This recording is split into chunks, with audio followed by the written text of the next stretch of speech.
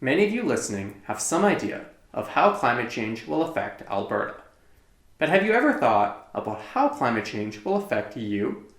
What is it about you specifically, whether it's geographically, socially, financially, or culturally, that makes you more or less vulnerable to experiencing the impacts of climate change? Each of us has a different answer, and in acknowledging these differences, it's clear everyone will be affected by climate change, but not everyone will be affected equally. As a project assistant for the City of Calgary's climate adaptation team, I designed and developed community climate risk profiles that detail what characteristics of Calgary's communities drive climate risk and which communities are most at risk. This critical work informs climate adaptation integration in community planning and public investment projects. Climate change is here. The effects of it are already being felt. And with limited time and resources available for climate adaptation, we need to target measures and approaches to the largest sources of climate risk in each community to most efficiently foster climate resilience. The community climate risk profiles analyze multiple data sources to understand climate risk.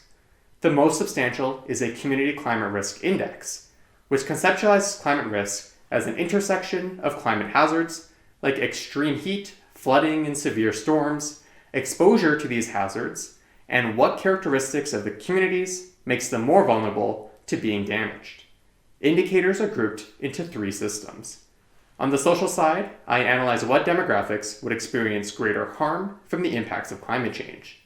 In the built infrastructure system, I examine the amount and state of buildings that will be damaged by climate hazards. And in the natural infrastructure system, I examine the health of natural assets and assess their ability to withstand climate hazards. To create the profiles, I also analyze heat mapping, which determines what parts of a community are warmer than others and require shading and cooling interventions, as well as a natural asset map, which shows green spaces that can provide climate resilience benefits and be a refuge during extreme heat events.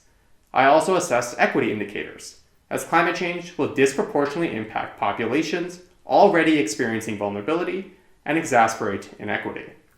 Using these profiles, I developed policies for future development through land use planning documents that alleviate climate risk in each respective community. Doing so was no easy task, requiring I balance and find synergies between climate adaptation policies and other city goals, including climate mitigation. Think back again to what makes you and the places you use more susceptible to the impacts of climate change. What could be done to most effectively and optimally foster climate resilience in you and your community? In Calgary, the Community Climate Risk Profile Project is the first step in answering that question. Thank you.